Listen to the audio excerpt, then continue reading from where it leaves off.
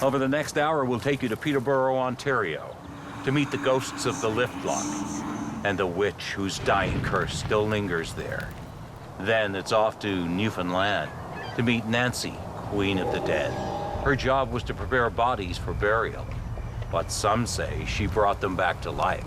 And to Hopkinsville, Kentucky, to meet the family who became victims of a bizarre attack by a group of aliens. And you'll hear the tale of a phantom ship that still sails the oceans off Newfoundland, a Viking ghost ship. Peterborough, Ontario, like all small towns, has its lover's lane. Here, it's called Armour Hill, and couples have been parking out here for generations. It's just creepy enough to make a girl want to squeeze up close. But what happened here one night scared John Derrick out of his wits. So me and my girlfriend Jane were kicking back listening to a CD. I feel like stretching my legs. Little did John Derrick know, as he enjoyed a leisurely cigarette, that he was about to become the victim of a phantom virago. I hear this far-off scream, and I turn back to ask her if she heard it, but she had the music up too loud.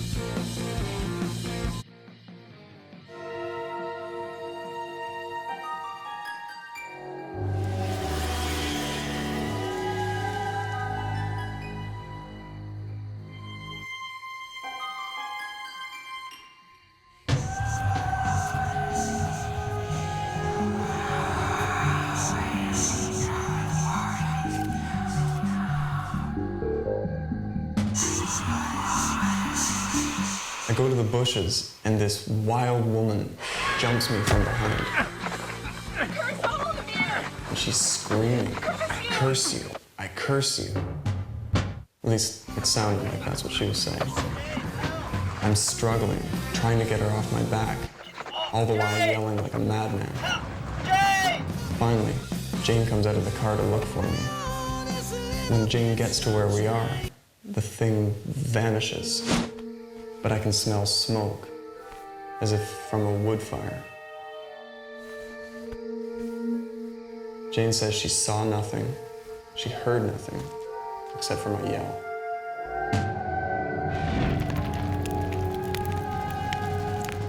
Since the 1850s, the Armour Hill area of Peterborough, Ontario, has been associated with death and tragedy. From the violence of frontier settlements, to the suicides of star-crossed lovers, to the fatal accidents associated with the construction of the lock. And for almost as long, there's been a story of a woman, a ghost woman, one who, some say, may be responsible for it all. For over 100 years, there have been periodic sightings, but only to men, of a burned and bloody woman rampaging in anger through the bushes around Armour Hill, her disappearance followed by the smell of wood smoke. Is she an urban legend, a figment of teenagers' imagination, or is she a spirit, unable to rest in peace?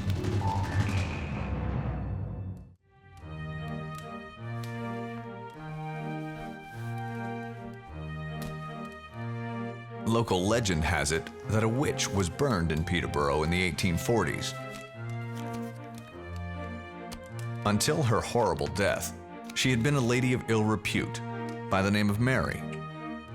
Her clientele comprised the up-and-comers of this burgeoning mill town, the wealthy lumber bosses.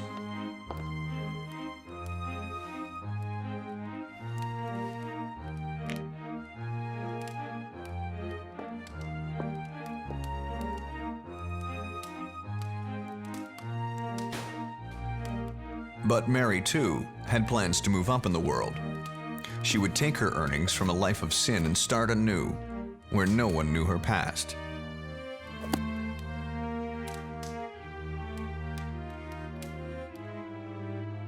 But Mary's decision to quit the trade was not well received by her gentleman friends. Women were scarce in those parts, even those of easy virtue. One man was given the task of convincing her to stay. But when Mary threatened to reveal her client list, the man, fearing for his reputation, panicked.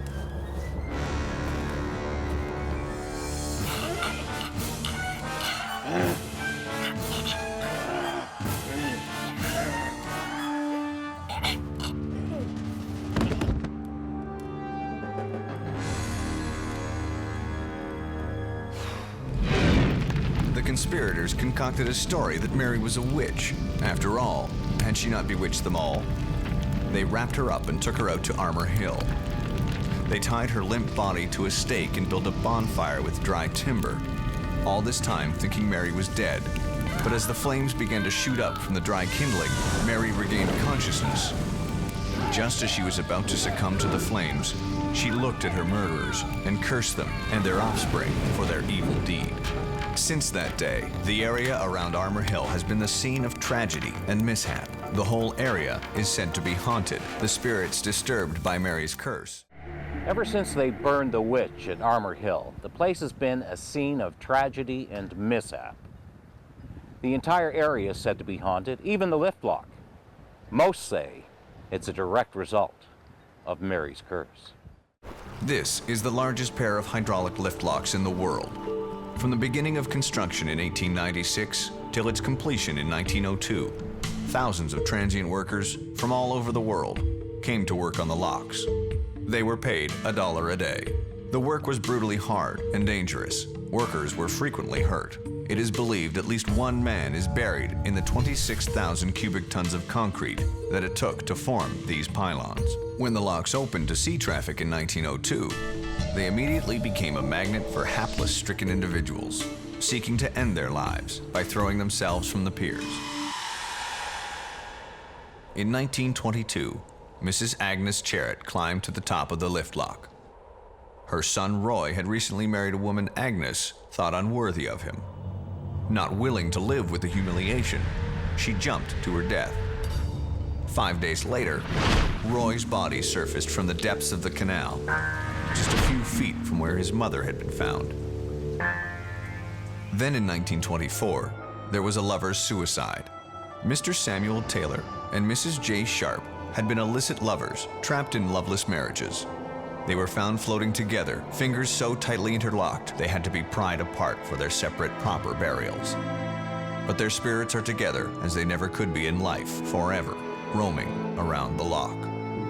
Over the last century, the suicide toll at Peterborough locks has risen steadily, and the workers whose jobs take them deep into the base of the mighty piers became convinced the place was haunted. I was down in here late one night. It was after the lock had closed. We were working on an alignment valve. We had several men down in here, and we were tearing the alignment out of the main crossover valve, and we bring it up here to the workbench to work on it. We were all standing in this room.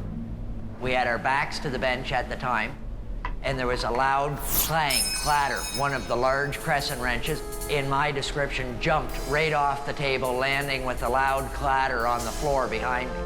I knew that I had set it right in the middle of the workbench, and there was no way that it could have just tipped or fallen off. It was way too heavy just to be blown or pushed off to the side, and it landed with a resounding clatter on the floor here in this concrete. It really echoes. The mysterious goings-on deep inside Peterborough lift lock have never been investigated by paranormal researchers. Until now. Patrick Cross and Michelle DeRoche of Burlington Ghost and Haunting Researchers will attempt to make contact with the spirits of the lock. This is the magnetic door. I'm getting a lot of energy on this side, on the right side. That's where we believe where there was the main accidents or suicides. Again, it's concentrated, and it's a lot of magnetic energy, electrical on this side. And you can also feel little bits of it. It's like little pockets, spots that are here.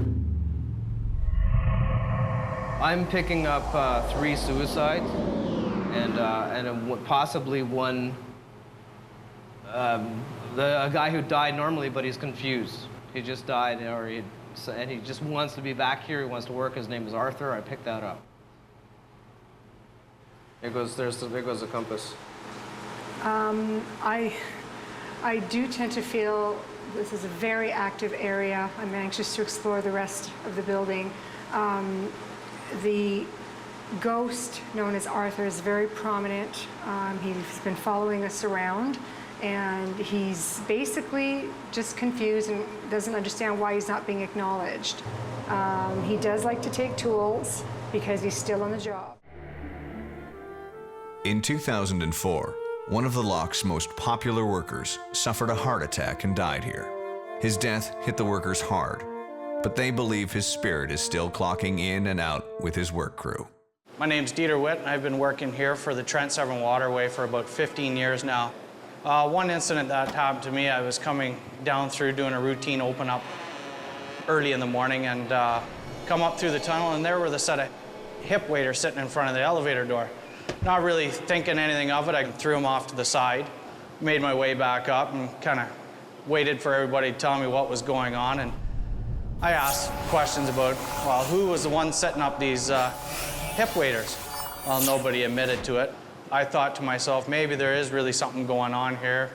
My compass is going crazy in this spot. This is, I believe, the, oh wow, it's really cold coming off the walls right here. It's all around Michelle. It's very, very cold.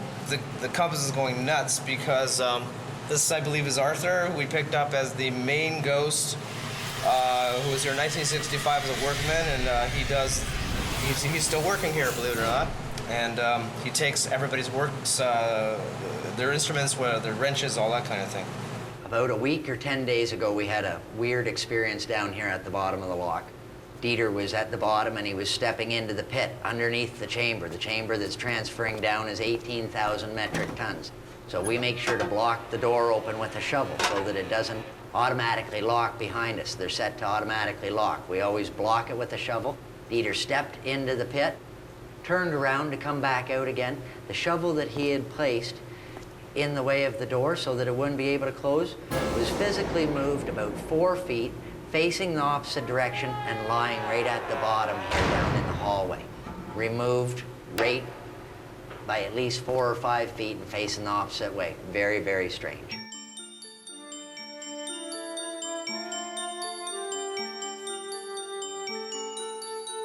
Okay, it's getting heavy again.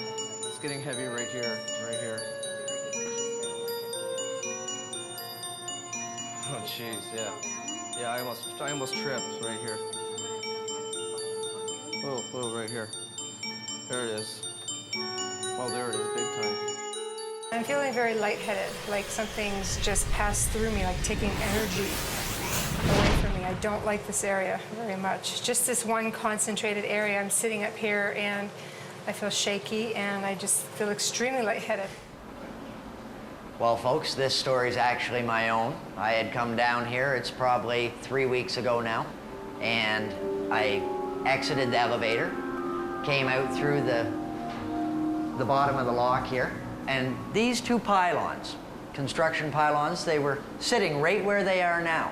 I was probably a minute, maybe a minute and a half by the time I had gone out the bottom reach, locked the 2 manual locking pins into place, and returned to this exact spot.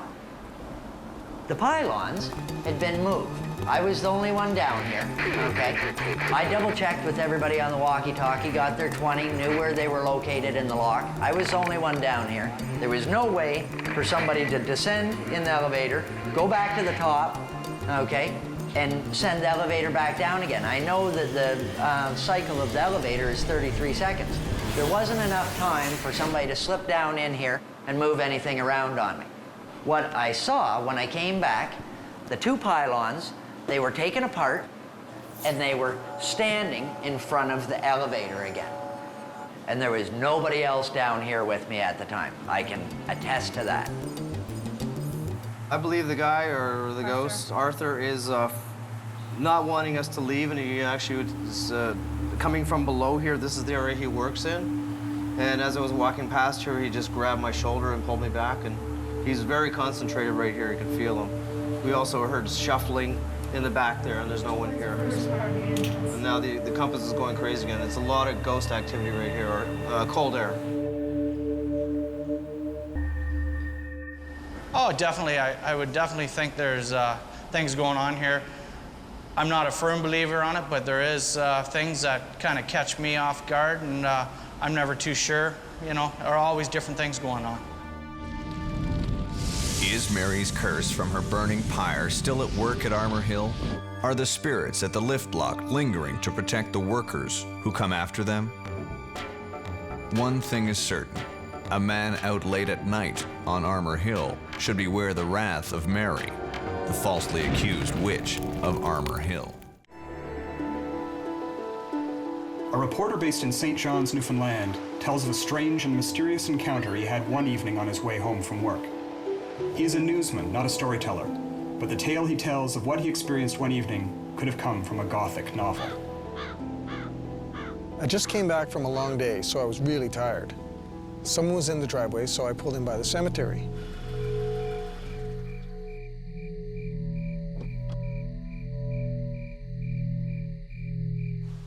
I'm getting my things, and all of a sudden I notice what appears to be a horse and carriage.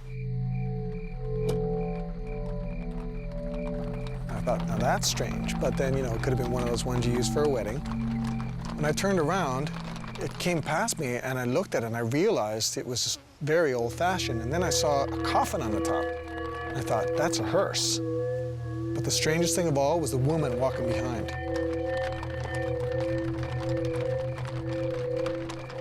Well, they stopped, and then it was like they disappeared into thin air. I told some colleagues about it a couple of days later, and they just laughed at me. Said I had met the city's most notorious widow, Nancy, Queen of the Dead.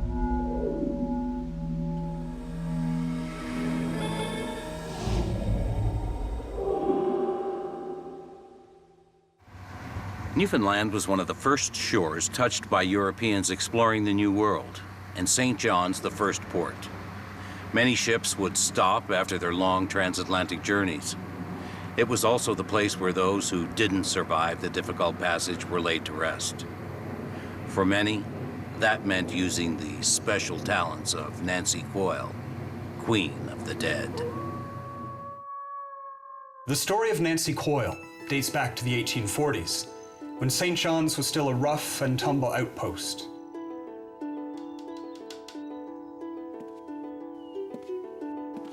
The job of preparing the dead for burial fell to family. But for the unwanted and the unclaimed, the government paid for the services of a mortician. Nancy used her own home as a mortuary, preparing for burial the wretches who had died at sea, the felons who had been hanged, or the unclaimed of the insane asylums. But Nancy, according to legend, did more than prepare the unclaimed for burial.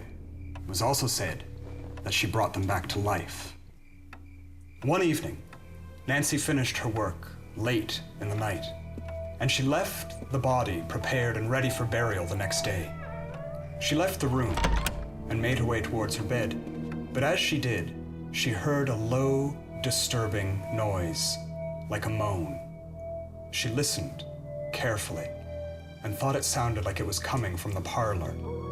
She returned back towards the parlor, her heart pounding in her chest. Nancy made her way cautiously back towards the coffin, and she pulled the sheet back from the subject's face. There was nothing unusual about the man until his eyes opened wide and stared straight into hers. Newfoundlanders have always been a superstitious people, particularly concerning death. Perhaps it's a combination of English, Irish, and French roots, combined with a history of living by and from the perils of the sea. People were already wary of a woman who tends to the dead in her home. But as word spread about the man's Lazarus-like return from the dead, suspicious mutterings began circulating about Nancy's seemingly supernatural powers. These mutterings turned to anger over a poor soul named John Murphy. Murphy had lost his reason many years before and spent his last years in a primitive dungeon that in those days served as an insane asylum. Murphy died suddenly in the prime of his life. Soon there were reports of a bedraggled madman lurking in the streets and alleys of St. John's, threatening and bothering the good citizens. It seems Mr. Murphy was making up for a lifetime of social deprivation and confinement.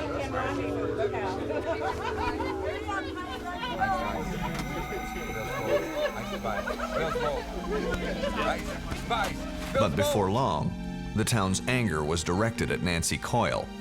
Had she not prepared Mr. Murphy for his final resting place?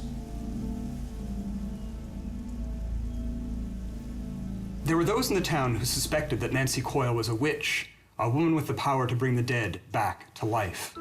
Already isolated by her profession, she found herself friendless and shunned, passing like a shadow between the good citizens of St. John's.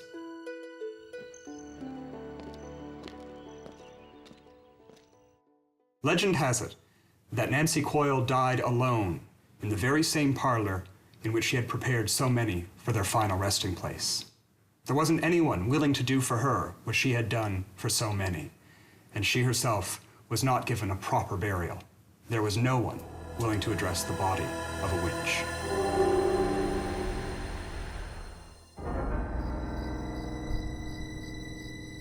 My aunt died a year ago, and I knew it was getting late, but I had to pay my respects. So I just pulled the car up close, and I found the marker. I saw something from the corner of my eye, and when I got closer, I noticed it was a lady. And she was dressed in sort of old period clothing. And the strangest thing about her was that she had the saddest look on her face. She was very pale. And anyway, I went and I called to her, and it was like she didn't even notice me. And she never paid any heed to what I did or said. And she was sort of wandering along, so I decided, you know, I wanted to call out to her and see if she'd answer to me. And as fast as I seen her, she disappeared. It was one of the strangest things I've ever seen. It totally spooked me out, and to this very day, I won't go back to that cemetery alone, not even in the daytime. Since her death, Nancy Coyle's ghost has been wandering amongst the tombstones or escorting the horse-drawn hearse in the streets near the cemetery.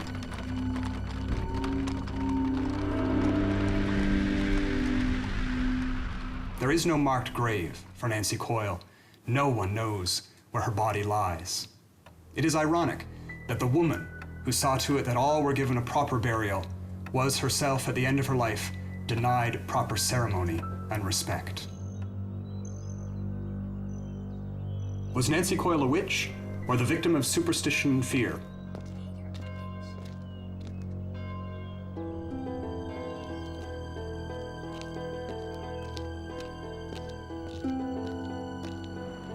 No one really knows for sure, but one thing is certain. The woman who was responsible for putting to rest so many spirits now herself roams unhappily among the living she left behind. Maybe she's just watching over those lost souls so respectfully cared for and peacefully put to rest by her, Nancy Coyle, Queen of the Dead.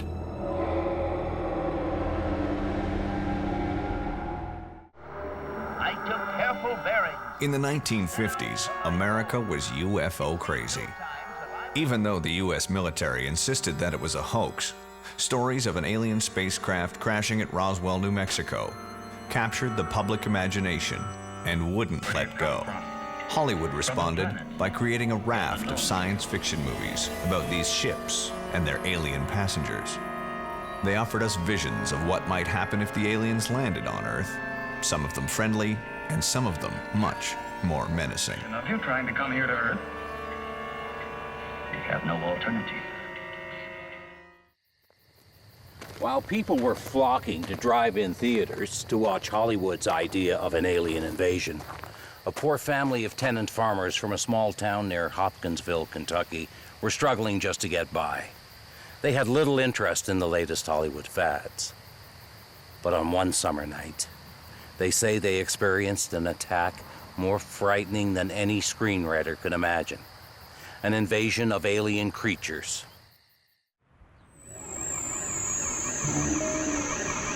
Whatever happened that night, I don't know. I wasn't there. But it was something that terrified my father till the day he died. There's many times he'd be telling me the story and just get cracked up and just turn white sheet and just quit and not say nothing else about it. He just wouldn't talk about it at all. This story happened in Christian County, Kentucky, on a little farm outside of Kelly, just 8 miles north of the city of Hopkinsville. It's a city that has a landmark event that belongs in the history books. The town recently celebrated the 50th anniversary of one of the strangest stories in American UFO history. Hopkinsville in Christian County in the mid-1950s was principally a Protestant community of blue-collar and professional workers, a community not real stoutly committed to change in those days. Keep in mind also that this event occurred in the midst of August, when it was hot as the hinges of Hades. And so people tended not to get terribly excited about things. When it was hot weather, they would get even hotter. There was a police officer at nearby Shady Oaks restaurant, maybe 3 miles from Kelly. And this police officer indicated that sometime just prior to the reported landing of the spacecraft at Kelly, that he saw a series, maybe 3 meteors streaking northeastwardly across the sky in the general directional pattern of Kelly. It was a Sunday night, August 21st, 1955. At about 7:30 p.m., Billy Taylor went out to the outdoor privy, and while out there, observed a spaceship hovering 40 or 50 feet above the ground, and observed it land in about a 40-foot ravine or gully behind the house. Of course, concerned about it, he came on back into the house and told the members of the Sutton family whom he was visiting about this event, and Billy's reputation was noted for being creative, to put it in a nice way, and so the family paid a little attention. About 20 minutes later, Lucky looked out the window, and what he saw would haunt him for the rest of his life.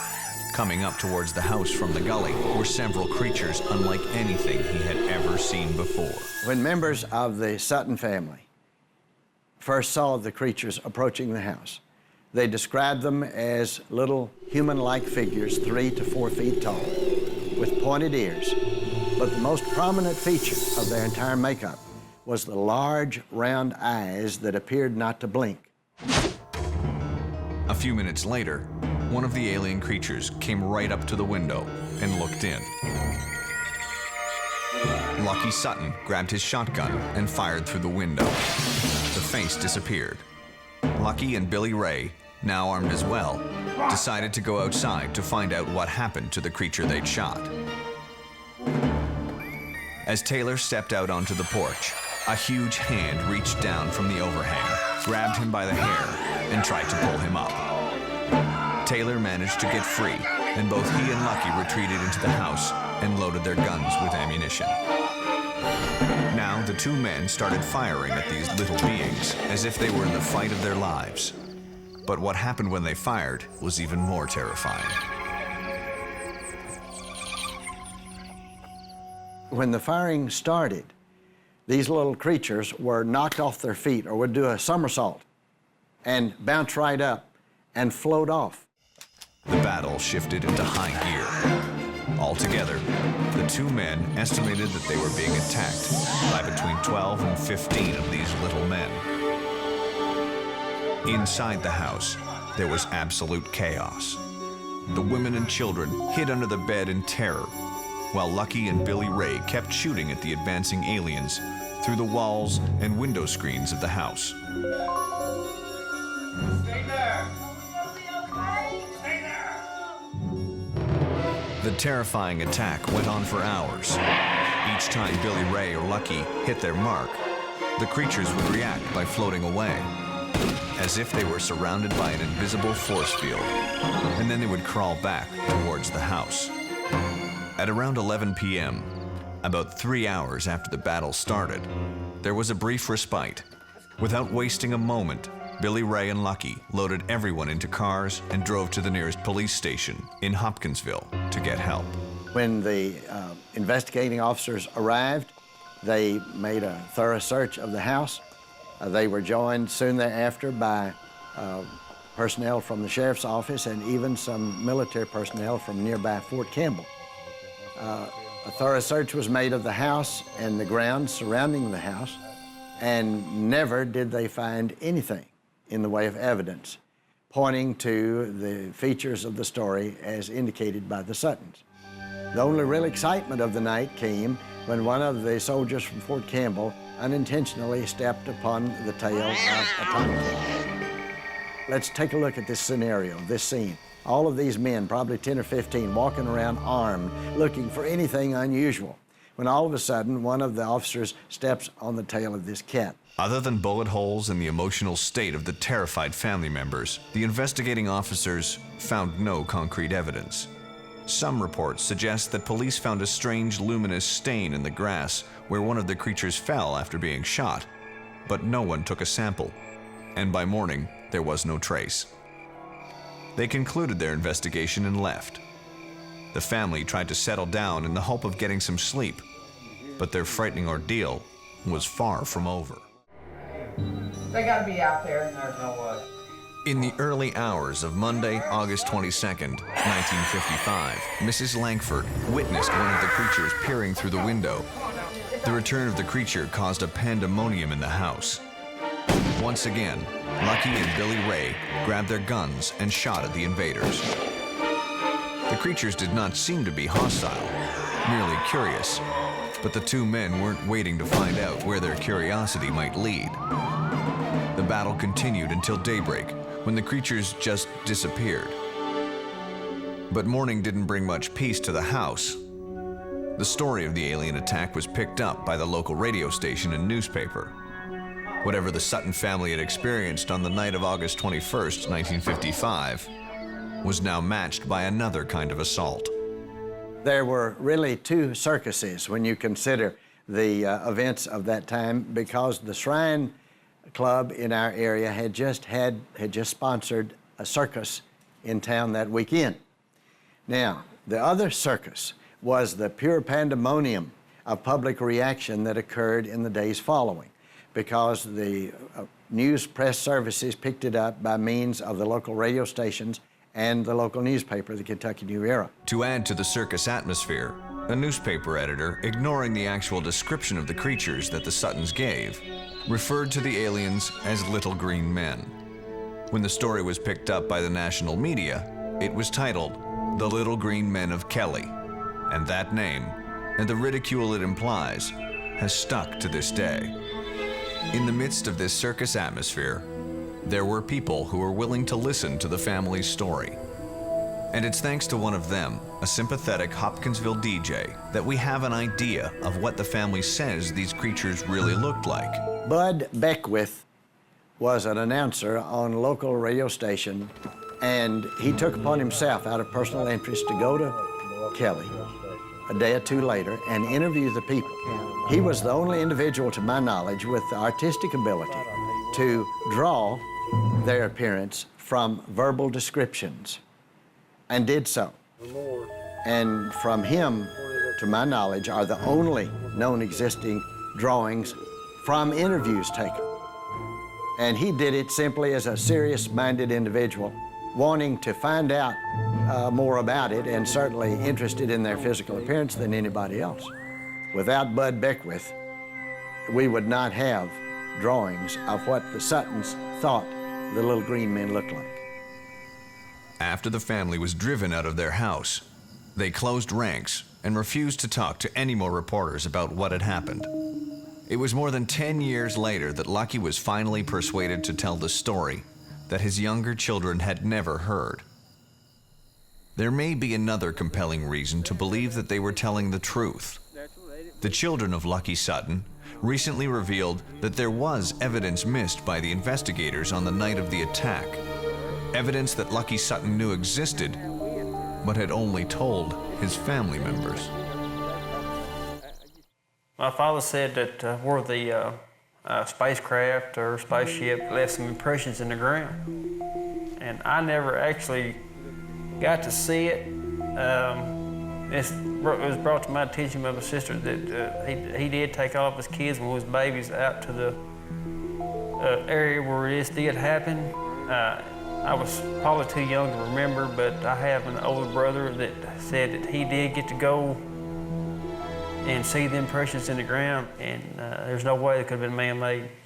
Despite the lack of physical evidence of a spaceship or alien creatures at the cabin, in the years that followed, the police chief who led the investigation said there was one thing that made him believe it was true. The only pointed evidence in the entire story is gleaned from the interview made in later years with Police Chief Russell Greenwell. Chief Greenwell repeatedly emphasized his several interviews with Mrs. Langford, the mother of the group. Well, I saw what I saw, and I was very frightened. It even scares me now to talk about it. And each time he interviewed her, he observed a terror-stricken fear in her eyes.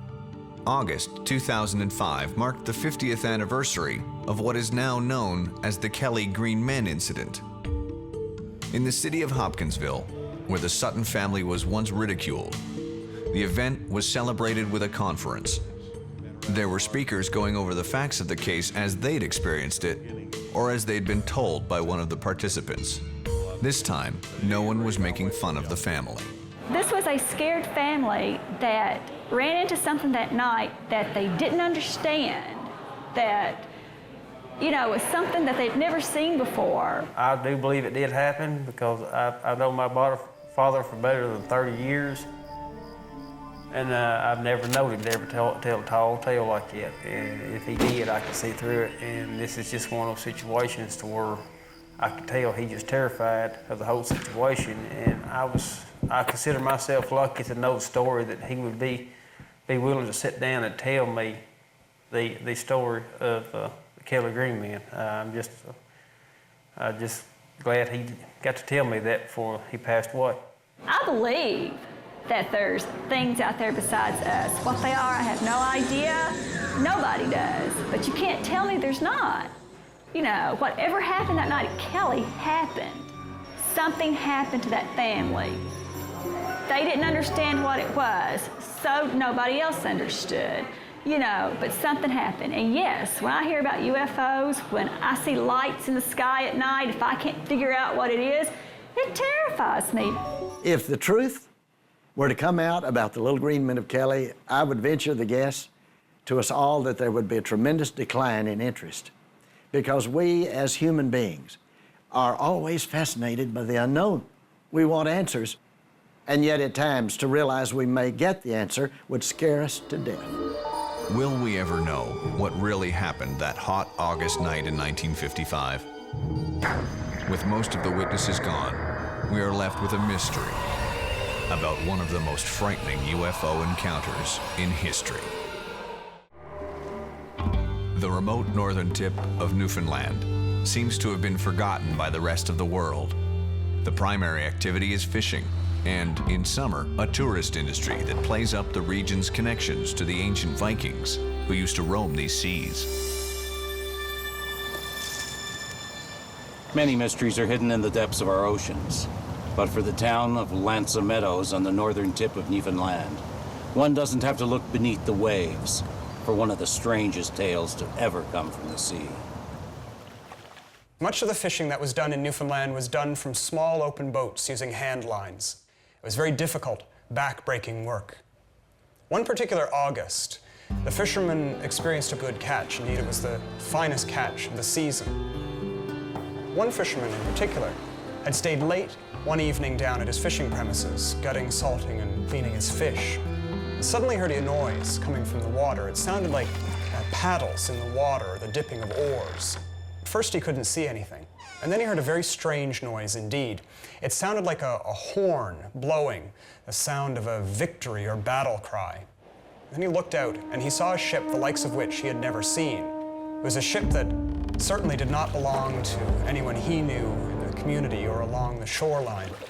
It was a boat that he had never seen in his life. It was a long, open, narrow boat with one central mast and a striped sail, a planked hull, and along either side, a row of oarsmen. It came closer and closer and then vanished. No one knew where it had come from or where it had gone. The man wondered where the boat had come from. And it was not until afterwards, when he was looking through pictures in a book, that he discovered a drawing of a boat that looked very similar to the one he had seen. It was a drawing of a boat that had come from Scandinavia, from the Viking territories almost 1,000 years before. The term Vikings is used to refer to the Nordic-speaking peoples of southern Scandinavia, who raided, traded, and settled in the early years of the 11th century. 500 years before Christopher Columbus. They moved westward from their home in Europe to Iceland and then Greenland, and then eventually to the shores of Newfoundland, finally reaching the spot that today is known as Lanza Meadows. There are powerful myths surrounding the mysterious history of the Vikings in America. Those who feared their sharp iron weapons helped fuel the reputation of the Vikings as a ferocious breed who raped and plundered their way to the New World. Yet the image that remains today, while barbaric, is paradoxically adventurous and heroic. There's a story told about two hard tickets, two young ne'er-do-wells, who learned of some whiskey that had been hidden in an older man's fishing premises. So one August evening, these two young men went down and they broke into the shed to steal the man's whiskey.